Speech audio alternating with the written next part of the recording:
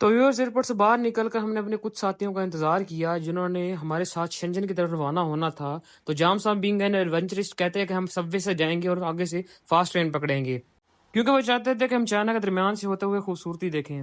تو ہم سب اپنی سیٹ پر وراجمان ہو گئے اور بیٹھ کر اپنے سفر کو دیکھنا سٹارٹ کر دیا. اور جیسا کہ آپ دیکھ رہے ہیں کہ ہماری ٹرین جو ہے وہ انڈر پاس سے گزر رہی ہے.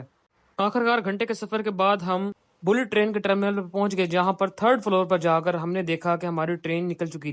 خیر جو ہوا سو ہوا، ہم نے آدھے گھنٹے بعد والی ٹرین کو پکڑ لیا اور اس میں جا کر سوار ہو گئے. جیسے ہی ہم سوار ہوئے تو ٹرین نے چل کر آہستہ آہستہ سپیڈ پکڑنا سٹارٹ کی، لیکن جیسے جیسے سپیڈ پکڑتی گئی تو ہمیں پتہ چل گیا کہ اس ٹرین کو بلٹ ٹرین کیوں کہا جاتا ہے. ساتھ ہی ساتھ ان حسین نظاروں نے ہماری جرنی کو چار چاند لگا دیے. خیر تھوڑی دیر بعد ہم شنجن کے قریب پہنچ گئے اور ہماری اگلی ڈیسٹینیشن تھی ہمارا اپنا یونیورسٹی ٹاؤن، جسے پھر ہم نے سب وے کے ذریعے طے کر کے وہاں پہنچنا تھا. اور اسی طرح سے 15 منٹ کا مزید سفر کرنے کے بعد ہم ڈیسٹینیشن پر پہنچے جہاں پر جام صاحب نے اپنی ای بائک نکال لی. جام صاحب کی ای بائک پر بیٹھ کر اپنے ہاسٹل کی طرف روانہ ہو گئے.